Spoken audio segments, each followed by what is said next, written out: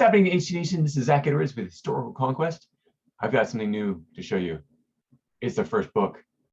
This is early American history. You can barely see all the words in there. There we go. It's a little like this. This is for huntthepast.com. This is our almost like our lesson plan, but it's made in a new way. So this is the newest type of textbook to be released. I haven't seen one exactly like this before. So I'm going to show you a little bit more about early American history. And this is just part one of American history. You're really going to like this. So this is not just some boring textbook that, where you read about battles and just basically like a bird's eye view of history. This is actually where you get to read about people. You get to read about Columbus and his actual expeditions. Here's Henry Hudson. Oof, horrible lighting of that. You get to read about all these different things where there's Pocahontas. You get to read about her life. And that's how we piece the text of history together. But in every unit, instead of just being text, which might be a little bit boring, this stuff's not that boring. When I write this stuff, or when we write this stuff, sorry, it's not just me. When we write this, it's not just text. There's journals, there's activities, there's all these, there's maps. You get to make maps, you get to make flags, you get to make cookies and other recipes. You have all these different activities depending on who the person is. Let's give you a example. Who here has heard of the Lost Colony of Roanoke? Okay, Lost Colony of Roanoke. This is actually the story of Sir Walter Raleigh. Now in Sir Walter Raleigh, you read that, and then you get to tell the story of what actually happened to people, because no one really knows what happened to the Lost Colony of Roanoke. Did the people die? Were they attacked by Indians? Did they move? Well, we tell you a little bit more about that, but then you get to finish their story. You get to add to that story. Let's take another example. Let's do Alonso Alvarez de Pineda. So explorer, conquistador. So you go through this, and then he was a cartographer. So he was a map maker. And here you get to create your own map.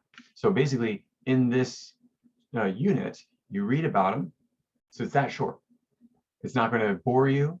It's it's a very in-depth of who the person is, but it does not go into the weeds. It basically tells you everything you need to know and who they actually worked with. So worked with the conquistadors. They worked with Juan Ponce de Leon, which you also get a unit on him. And then you get to create a map of your neighborhood. Let's take another one. There's Cortez. Oh, here's a great one. Okay. So how many of you guys remember Mansa Musa? Yeah. So Mansa Musa is in the Historical Conquest. So you come to the book and you get to read about him. So there's Mansa Musa. You get to read all about him. But even more, you get to then read about the Mali Empire and slavery and where it all started. And then continue going, you get a little bit more history of, let's see, the Mamluks, and a little bit more of the Barbary pirates. And then finally it comes to an activity. This one is actually making a sandcastle, or not sand, an adobe castle. So it walks you through how to make your adobe castle. Then it has an activity on slavery.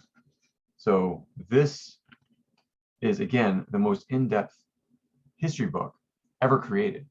And I can actually say that. I mean, I've looked everywhere. And if somebody has one they want to send me, I would love to see it.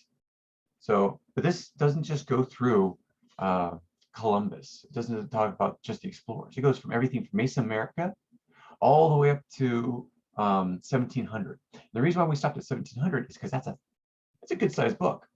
Now remember, a lot of this is actually activities and other things, so, and journal entries. So this book will take you about a semester. So it'll take you about from August until December, because what you want to do is you want to finish this so you get to book 2, which we're still in the process of publishing. Book 2 is where we go from 1700 until 1800. The reason why we want to learn about that is it's everything from the French and Indian War. And just so you know, it's where George Washington really comes in. It becomes well known as a 21-year-old colonel lieutenant colonel, I think it was, and then makes his way up through the ranks into the American Revolution, and then he becomes the first president. So this is his whole timeline, but it's not based around him.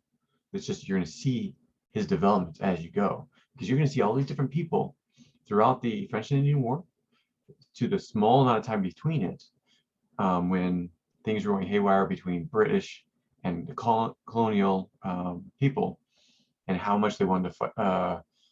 They disagreed with how things were run in the colonies, of which they did. This gives you an understanding of how everything happened, why everything happened, and where it was going. And so you're able to see the patterns in all different stories. But again, you're not just focusing on the battles. We don't take this bird's eye view.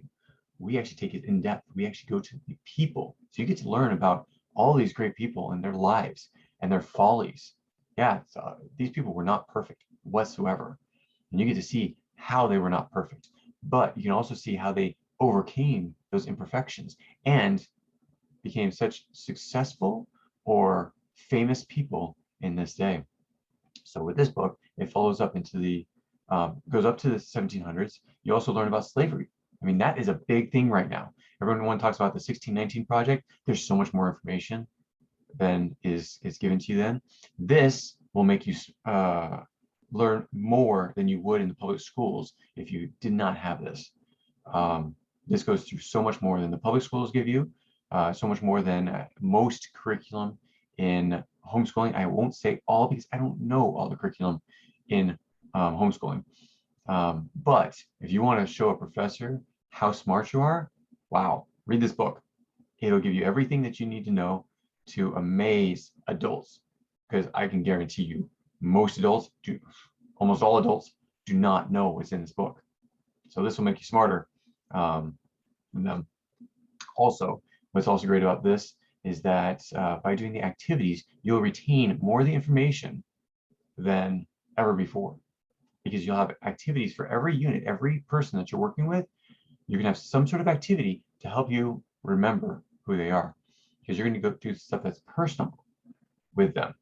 You're going to get to know them, get to know what kind of person they were, or what kind of things that they did. As I said, like Pineda was a cardiographer, a map maker. So you're able to learn about his strengths. Mansa Musa was in the slave trade, and so you get to learn about the slaves.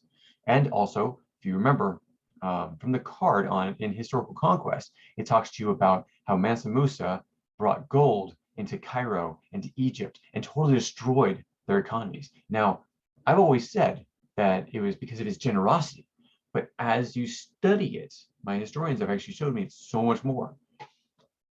It was actually on purpose. That's right. He wanted to destroy those economies because they were gold economies, and so was his. So if you destroy their economy, your economy flourishes. So he gives all this gold to all the poor people in Cairo and ends up destroying the economy because he's just giving away willy-nilly all this gold. And then all of a sudden bread goes from $1 per loaf to $100 per loaf. Destroys the economy. But come and find out, it wasn't an accident. Maybe. I mean, there's still a chance that it was still an accident. But read more, you'll understand why that is. But this goes through, again, everything you're going to need to know about America, but also what was happening in Europe during the time, in Asia during the time, and Africa during the time. We don't go into Australia with this because it wasn't really on the map yet. 1700, watch out. You're a little bit more about that. So you're not just learning about American history, but how it flows with all the world and the world history and how it all pins together. One thing to know about the next book, it actually talks about how the French Revolution is very much connected to the American Revolution. So that's something else you should keep your eye on as you read early American history, and then the revolution begins. That's our next book. So, and then the next one after that goes from 1800 to mid 1800s, or actually to, I think it's 1900. And it's not because it's the hundreds, but it's because of what happens during those centuries. So You're going to learn all about the centuries and how they come together, and then how everything all comes together to make the society that we have today. So important. I mean, we even go into like John Locke, Samuel Adams, the economists over in Europe and such. So you're really going to want to pick this up and our next book and continue with that. But we give you enough for each semester so that you're ready to blow the minds of any adult that you talk to. And for those teachers that use this as well, you're going to find some great material in here to use in your classrooms, because this is not just for homeschooling, this is for everybody. And each kid, each student would have their own, because it's a journal. It's you're writing through this, and then you're going to put it up on your bookshelf and keep it there for years. So you can pick it up at any time, run through it and say, okay, that's that person. Okay, put it back on there. And there's journal entries for years later when you go through it, when you have a better understanding of other things in life. So there's a 1-year journal afterwards, and then there's a 5-year journal afterwards. So it allows you to come back to this and reflect on the things that you learn. And whenever you need to pick it up to find something like about Ponce de Leon, or let's find one more person. Ooh, pirates. We have a whole section on here of like everything from Edward Teach, Blackbeard, to what's her name? Oh, and this is not just of men in history. This is famous women. This is famous minorities as well. So, and Bonnie. You also have the Pina brothers, who were Columbus's navigators. Oh, and guess what? They're from Africa. That's right. Isn't that cool? So you never really learn about these type of people, but in this book, you do. So pick it up. Enjoy. Can't wait to hear what you think.